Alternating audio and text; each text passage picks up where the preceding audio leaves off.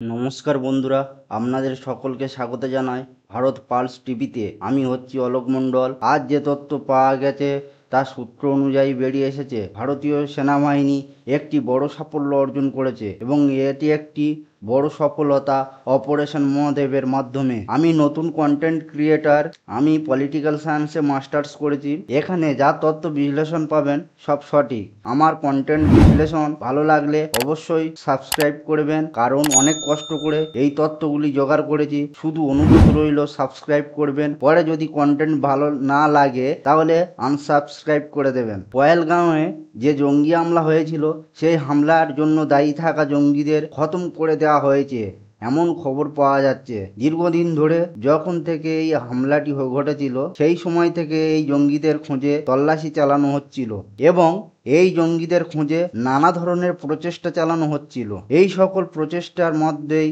Operation Mahadev শুরু করা হয়, যার অধীনে 3জন জঙ্গিকে শ্রীনগরের মধ্যে খতম করা হয়েছে। প্রাপ্ত তথ্য অনুযায়ী এই খবরগুলো সোশ্যাল মিডিয়া সহ অন্যান্য মিডিয়া প্ল্যাটফর্মে ঘুরে বেড়াচ্ছে। সূত্র অনুযায়ী বলা হচ্ছে, কিছু জায়গা সোর্স নিশ্চিত করছে, আবার কিছু জায়গায় সংবাদ মাধ্যম নিজে থেকেই সূত্র উল্লেখ করে বলছে যে এখানে জঙ্গি সুলেমান শাহ তার মৃত্যুর খবর আসছে। সুলেমান শাহর মৃত্যুর খবরের পর আরেকটি গুরুত্বপূর্ণ আপডেট আপনাদের সঙ্গে শেয়ার করছি, আর তা হলো যে সময় আপনি এই সেশনটি শুনছেন সেই মুহূর্তে আমাদের সংসদের ভিতরে অপারেশন সিঁদুর নিয়ে আলোচনা চলছে। আপনাদের সকলের মনে থাকবে যে ভারতে এখন বর্ষাকালীন সংসদ অধিবেশন চলছে এবং এই অধিবেশনে অপারেশন সিঁদুর নিয়ে 16 ঘন্টার দীর্ঘ আলোচনার জন্য সরকার প্রস্তাব এনেছে। এই আলোচনায় একদিকে সরকার নিজের বক্তব্য রাখছে এবং অন্যদিকে বিরোধী দলগুলো পক্ষ থেকে প্রশ্ন তোলা হচ্ছে। অপারেশন সিঁদুর সংক্রান্ত এই দুই দিক, সরকার ও বিরোধী পক্ষের উভয় দিকই আজ আমি আপনাদের সামনে তুলে ধরতে চলেছি। বন্ধুরা, 3জন পাকিস্তানি জঙ্গির খতম হওয়ার খবর এমন এক সময় এসেছে যখন সংসদের ভিতরে অপারেশন সিঁদুর নিয়ে আলোচনা চলছে। আপনারা সকলেই জানেন 22শে এপ্রিল ভারতে যে সন্ত্রাসবাদী হামলা হয়েছিল সেই হামলার সঙ্গে জড়িত জঙ্গিদের মারার বা ধরার উদ্দেশ্যে বহু রকমের নিরাপত্তামূলক পদক্ষেপ নেওয়া হচ্ছিল। কিন্তু আজ সকালবেলায় অপারেশন মহাদেবের একটি আপডেট 4টি ক্রপস থেকে এরপর এই গুঞ্জন শুরু হয় যে কিছু একটা বড় অর্জন হতে চলেছে। আজ সত্যি এক আশ্চর্য সমাপতন, কারণ আজ শ্রাবণের সোমবার এবং সোমবার মানেই মহাদেব। আর এই দিনেই অপারেশন মহাদেব নামক অভিযানে 3 পাকিস্তানি জঙ্গির খতম হওয়ার খবর আসে। এটি একেবারেই এক বিশেষ মিল। নিউজ এজেন্সি পিটিআই এর খবর অনুযায়ী সেনাবাহিনীর আধিকারিকরা এই সকল সত্যতা নিশ্চিত করেছেন যে তিনি মারা গেছেন। তিনি হলেন হাসিম মুসা। এছাড়া অন্যান্য জঙ্গিদের শনাক্ত করা হয়েছে। তাদের মধ্যে একজন সেই জঙ্গি ছিল যে সোনমার্গ টানেল প্রজেক্ট হামলা চালিয়েছিল। এই জঙ্গিদের কাছ থেকে উদ্ধার করা হয়েছে আমেরিকান কার্বাইন, AK-47, 17টি রাইফেল, গ্রেনেড সহ বেশ কিছু সন্দেহজনক সামগ্রী। এখনো পর্যন্ত সেনার পক্ষ থেকে পুরো বিস্তারিত খবর প্রকাশ না করা হলেও সম্ভবত আগামীকাল তারা এই বিষয়ে বিশদে ব্রিফ করতে পারেন। আজ সকাল 11টা নাগাদ সেনার তরফ থেকে জানানো হয় যে লিডওয়াস এলাকায় একটি সার্চ অপারেশন চলছে। এরপর ফায়ারিং এর শব্দ শোনা যায় এবং কিছু ছবি সামনে আসে যেগুলো আমরা আপনাদের জন্য ব্লার করে দেখিয়েছি।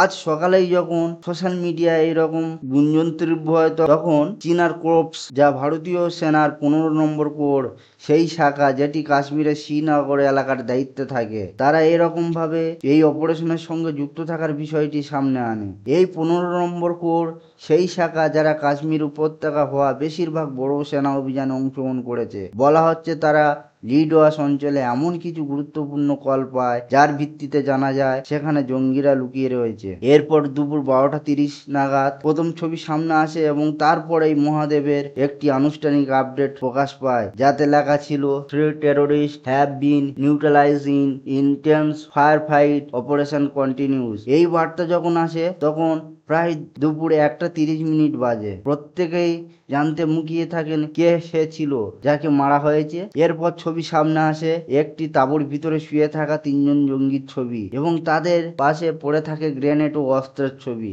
সাথে আমেরিকান কার্বাইন, AK-47, 17টি রাইফেল। বন্ধুরা, এই ছবি সামনে আসার পর এখনো পর্যন্ত আনুষ্ঠানিকভাবে নিশ্চিত কিছু ঘোষণা করা হয়নি, তবে জোরালোভাবে আশা করা হচ্ছে যে আগামীকাল অর্থাৎ মঙ্গলবার সেনাবাহিনীর একটি প্রেস কনফারেন্স করে এই বিষয়ে বিস্তারিত জানাবে। কিন্তু মিডিয়া সূত্র খবর যে তথ্য উঠে এসছে তাতে বলা হচ্ছে জঙ্গিদের মুখ মিলিয়ে যা শনাক্ত করা হয়েছে তাতে এদের মুখ হাসিম মুসার সাথে মিলে যাচ্ছে। আপনারা নিশ্চয়ই জানেন পহেলগাম সন্ত্রাসী হামলার ভারতের 25 জন এবং একজন নেপালি ট্যুরিস্ট নিহত হয়েছিলেন। সেই হামলার সন্দেহজনকদের স্কেচ প্রকাশ করা হয়েছিল এবং যে স্কেচটি সামনে এসেছিল সেই স্কেচের ব্যক্তিকে বর্তমানে নিহত বলে মনে করা হচ্ছে এবং এই ব্যক্তি ওই হামলার মাস্টারমাইন্ড বলে ধারণা করা হচ্ছিল।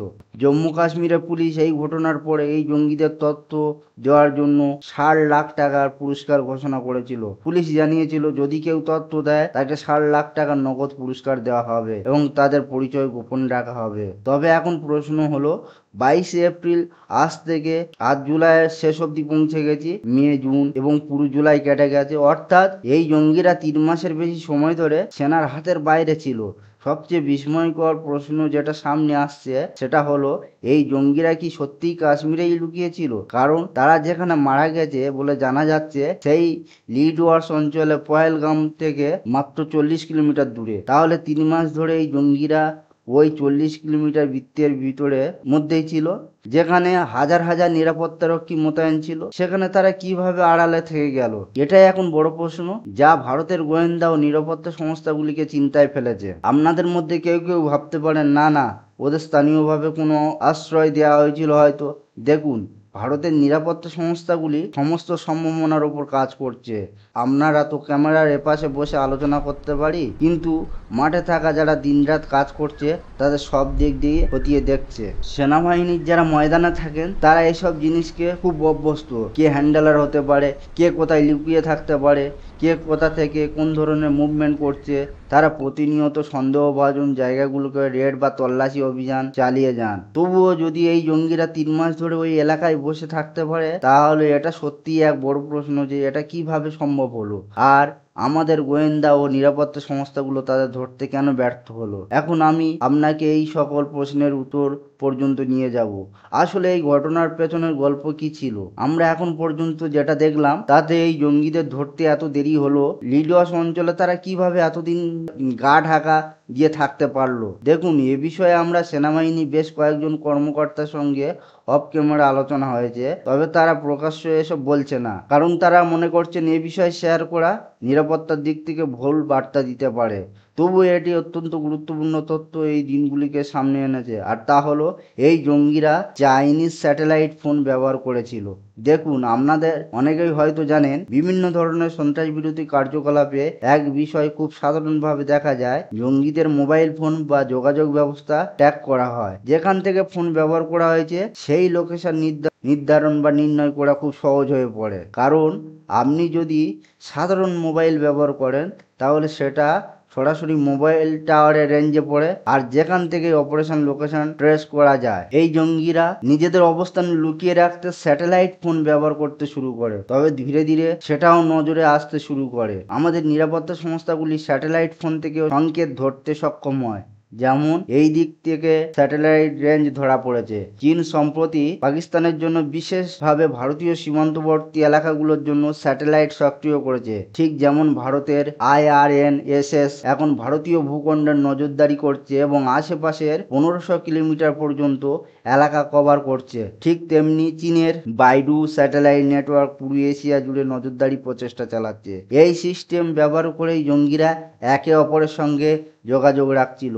আপনাদের নিশ্চয়ই মনে থাকবে আমাদের বহুবার সামরিক কর্মকর্তারা বলেছেন যে আমরা শুধু পাকিস্তানের বিরুদ্ধে লড়ছি না, পাকিস্তানের সঙ্গে সঙ্গে চীন ও তুর্কি দাঁড়িয়ে আছে এবং তারা একসাথে জঙ্গিদের নানা রকম সহযোগিতা দিচ্ছে। স্যাটেলাইট ফোন ট্র্যাক করা অত সহজ নয়, বিশেষ করে যখন সেই স্যাটেলাইট আপনার নিজের নয় অথবা যার অ্যাক্সেস আপনার হাতেই নেই।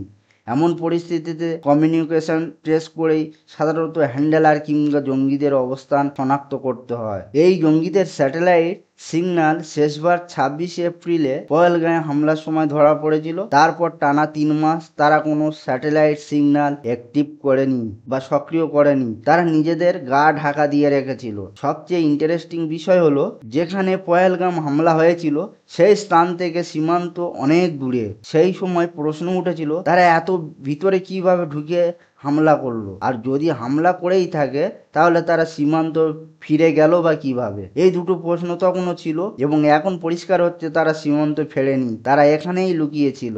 শনিবার প্রথমবার জঙ্গিদের স্যাটেলাইট সিগন্যাল আবার সক্রিয় হয়, আর যেই মাত্র সেই সিগন্যাল সেনার হাতে আসে সঙ্গে সঙ্গে নিরাপত্তা সংস্থাগুলি অ্যাক্টিভেট হয়ে যায় এবং এলাকা শ্রীনগরের কাছে হয় দ্রুত অ্যাকশন নেওয়া যায়। শ্রীনগর থেকে যে পাহাড়গুলো দেখা যায় সেগুলিকে মহাদেব পাহাড়ি বলা হয়। সেখান থেকে এই অভিযানের নাম হয় অপারেশন মহাদেব। কাকতালীয়ভাবে ঘটনাটি ঘটেছে শ্রাবণের সোমবার, যে দিনটা মহাদেবের জন্য অত্যন্ত পবিত্র।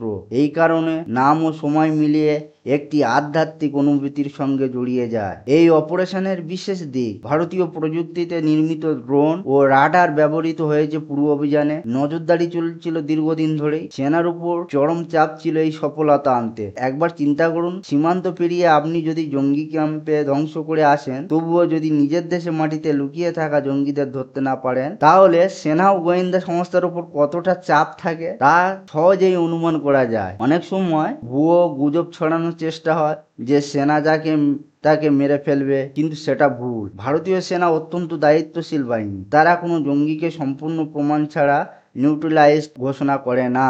আজ দুপুর থেকে এখনো পর্যন্ত শুধু সোর্সের মাধ্যমে খবর আসছে, কিন্তু সেনা এখনো কোনো অফিসিয়াল বিবৃতি দেয়নি। তারা বলছে যতক্ষণ না পর্যন্ত 100% নিশ্চিত না হয় ততক্ষণ কিছু বলবো না। আইজিপি কাশ্মীর যখন প্রশ্ন করা হয়েছিল তিনি বলেন, আমরা আনুষ্ঠানিকভাবে জানিয়ে দেব। লেফটেন্যান্ট গভর্নর মনোজ সিনহাজি বলেন, নিশ্চিতভাবে বলা যায় 3 জন পাকিস্তানি জঙ্গি নিহত হয়েছে, তবে তা বিস্তারিত তথ্য সেনা পরে জানাবে। এই পুরো ঘটনার বিশ্লেষণ থেকে ভারতীয় নিরাপত্তার ব্যবস্থার সক্ষমতা, প্রযুক্তির ব্যবহার, চ্যালেঞ্জ সবই পরিষ্কার হয়ে যায়। অর্থ বোঝার চেষ্টা করুন, অপারেশন সিঁদুর ছিল সেই গোপন অভিযান যা আমরা সেই অজানা জঙ্গির বিরুদ্ধে চালিয়েছিলাম, যে আমাদের দেশে সন্ত্রাস ছড়িয়েছিল এবং পরে গা ঢাকা দিয়েছিল। পরে অপারেশন মহাদেবের মাধ্যমে তাকেও ধরা হয়। সোজা কথা, সন্ত্রাসবাদীদের জন্য সিঁদুর হোক বা মহাদেব, দুটোই ভয়ানক প্রমাণিত হয়েছে। মানুষ এখন এই নিয়েই আলোচনা করছে। অপারেশন সিঁদুর ঘটেছিল পহেলগাম এলাকায়। আমি আগেই বলেছি এই পহেলগামে ঘটে যাওয়া জঙ্গি হামলার জবাব হিসাবে ছিল। আজ ভারতের সংসদে অপারেশন সিঁদুর নিয়ে আলোচনা সূচনা হয়। এই অপারেশন সিঁদুর নিয়ে অনেক প্রশ্ন উঠে এসেছে, যেমন ডোনাল্ড ট্রাম্পের বারবার এই দাবি করা যে যুদ্ধবিরতি বা সিজফায়ার তিনি করিয়েছেন। বিরোধীদের এই প্রশ্ন, ভারত কতগুলো বিমান হারিয়েছে, কেন সরকার তা প্রকাশ করছে না? পাকিস্তান নিজের পক্ষ থেকে দাবি করেছে তারা ভারতের বহু যুদ্ধ বিমান ভূপাতিত করেছে। এই সব প্রশ্নকে কেন্দ্র করেই আজ সংসদে বিস্তারিত আলোচনা হয়। এখানে একটা গুরুত্বপূর্ণ তথ্য আপনাদের জানা উচিত।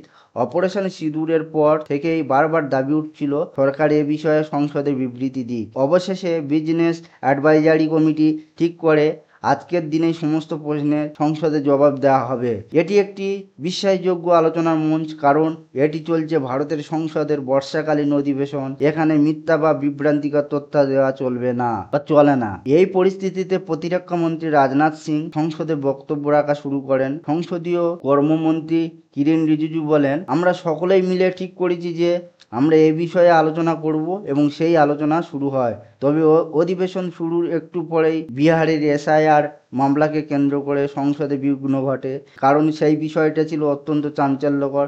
তবুও কিছুক্ষণ পর আবার অপারেশন সিঁদুর নিয়ে আলোচনা শুরু হয়। এই সময় বিরোধীদের তরফে মাঝে মাঝে বাঁধা প্রশ্ন, বিরক্তি দেখা যায়। এই পরিস্থিতির মাঝেও রাজনাথ সিং স্পষ্ট করে নিজের বক্তব্য রাখেন। তিনি বলেন, আমরা জঙ্গিদের তাদের পরিণতির মুখোমুখি করেছি, নিজেদের কোনো ক্ষতি ছাড়াই কাজটি সম্পন্ন করেছি। আর পরীক্ষা দিতে গেলে যদি পেন্সিল ভেঙে যায় সেটা যেমন স্বাভাবিক, এটাও তেমনি ছিল একটা কঠিন ধাঁধার মতো, যেটার জবাব আমাদের সেনাবাহিনী অসাধারণভাবে দিয়েছে। তৎকালীন সময়ে বলা হয়েছিল যে সংঘর্ষের সময় আমাদের পাইলটরা নিরাপদে আছেন, আমরা শুধু সেই বিষয়ের উত্তর দিতে পারি। হয়তো কিছু ক্ষতি হয়েছে, তবে আমরা এখনো তা নিয়ে প্রকাশ্যে কিছু বলিনি। অপারেশন সিঁদুর নিয়ে রাজনাথ সিংহ স্পষ্টভাবে বলেন যে হ্যাঁ, আমরা প্রতিশোধ নিয়েছি। মাত্র 22 মিনিটে এই অভিযান সম্পন্ন করা হয়েছে। সমস্ত কিছু পরিকল্পিত ও হিসাব করা হয়েছে। তিনি আরো বলেন, ভারত এখন থেকে এই ধরনের হামলা সহ্য করবে না। অপারেশন সিঁদুর এখন স্থগিত আছে, বন্ধ নয়। সন্ত্রাসের বিরুদ্ধে ভারতও আরো সক্রিয়ভাবে কাজ করবে। প্লেন সংক্রান্ত প্রশ্নে তিনি আবারও সেই পেন্সিলের উদাহরণ দিয়ে বলেন, পরীক্ষা দিতে গেলে পেন্সিল ভেঙে যেতেই পারে, এমন তো জিনিসই হয়েই থাকে। পাকিস্তান নিজেই ভারতকে বলেছে অনুগ্রহ করে হামলা বন্ধ করো। এই কথাটি প্রতিরক্ষা মন্ত্রী সংসদে প্রকাশ্যে বলেন। এই সময় বিরোধীদের কংগ্রেসের সাংসদ গৌরব গগৈ প্রশ্ন করেন। সর্বপ্রথম প্রশ্ন হলো, জঙ্গিরা পহেলগামে পর্যন্ত পৌঁছালো কিভাবে? নিরাপত্তায় এত বড় ফাঁক কোথায় ছিল? যার দায়িত্ব ছিল তার বিরুদ্ধে কি ব্যবস্থা নেওয়া হয়েছে? এই নিয়ে সরকার ও বিরোধীদের মধ্যে প্রশ্নোত্তর চলতে থাকে। এর মাঝে বিদেশমন্ত্রী যখন ডোনাল্ড ট্রাম্পের সেই দাবি তিনি যুদ্ধবিরতি করিয়েছেন এ ব্যাপারে কোনো কথা বলতে ওঠেন, তিনি জানান 22 এপ্রিল থেকে 17 জুন পর্যন্ত ভারতের প্রধানমন্ত্রী ও ট্রাম্পের মধ্যে কোনো কথা হয়নি, কোনো বাণিজ্য আলোচনা পর্যন্ত হয়নি। তখন বিরোধীদের প্রশ্ন তোলে, তাহলে ট্রাম্প এতবার কিভাবে বলে চলেছেন যে তিনি যুদ্ধবিরতি করিয়েছেন? এই প্রশ্নে অমিত শাহ সংসদে দাঁড়িয়ে বলেন, একজন শপথ নেওয়া বিদেশমন্ত্রী যখন সংসদে দাঁড়িয়ে কথা বলছেন তার ওপর বিশ্বাস নেই, কিন্তু এক বিদেশি ব্যক্তি বাইরে মঞ্চে কিছু বললে আমরা সেটা বিশ্বাস করছি। এই কি আমাদের রাজনৈতিক সংস্কৃতি? এরপরে বিদেশমন্ত্রী আরো বলেন, টেরোরিজম নিয়ে আমরা এবার থেকে কোনো প্রক্সি চালাতে দেব না। সবচেয়ে গুরুত্বপূর্ণ বক্তব্য যা বিদেশমন্ত্রী দেন তা হলো, অনেকেই প্রশ্ন তোলেন, পাকিস্তানের সঙ্গে তো তুরস্ক, চীন আছে, আমাদের সঙ্গে তাহলে কে আছে? বিশ্বের 193টি রাষ্ট্র আছে জাতিসংঘের সদস্য হিসাবে। এই 193টি দেশের মধ্যে মাত্র 2টি দেশ, চীন ও তুরস্ক ছাড়া, কেউ ভারতের অ্যাকশনের বিরোধিতা করেনি। তিনি প্রশ্ন তোলেন, এই আন্তর্জাতিক সমর্থন কিভাবে ভারতের পররাষ্ট্র নীতির সফলতা কি নয়? আমরা বিশ্বের 190টি দেশকে বুঝিয়ে দিতে পেরেছি যে সন্ত্রাসের উৎস পাকিস্তান এবং ভারত যা করেছে তা সঠিক। যদি আমরা এই প্রমাণ করতে না পারতাম তাহলে আন্তর্জাতিক মহলে প্রশ্ন উঠত, ভারত কেন পাকিস্তানের উপর হামলা করেছে? এটা তো সার্বভৌমত্ব লঙ্ঘনের মতো হতে পারত। সম্মানের সঙ্গেই অভ্যর্থনা জানানো হয়েছে 33টি দেশের ভেতরে। যেখানে আমাদের বিদেশি প্রতিনিধি দল গিয়েছে সেখানে তাদের খুবই সম্মান ও মনোযোগ দিয়ে শোনা হয়েছে। এই ঘটনাগুলো আবারও ভারতের গ্রহণযোগ্যতাকেই প্রমাণ করে। আমরা যদি বলি আমাদের পাশে কে দাঁড়িয়েছিল, তবে একইভাবে এটাও বলা যেতে পারে আমাদের বিপক্ষে কে ছিল। কেউ আমাদের বিপক্ষে ছিল না, সবাই প্রস্তুত ছিল এই কথাটি মেনে নেওয়ার জন্য যে ভারত যদি সন্ত্রাসবাদের বিরুদ্ধে কোনো পদক্ষেপ নেয় তাহলে একটি নির্ণায়ক পদক্ষেপ হিসাবে ধরা হবে। এটা ভারতের জন্য একটি বড় কূটনৈতিক সাফল্য হিসাবে দেখা হয়েছে। এখনো সংসদের ভিতরে আলোচনা চলছে, বিভিন্ন বিষয়ের উপর বিবৃতি দেওয়া হচ্ছে। সামনে যেসব নতুন আপডেট আসবে আমরা আপনাদের আগামী সেশনগুলিতে জানি।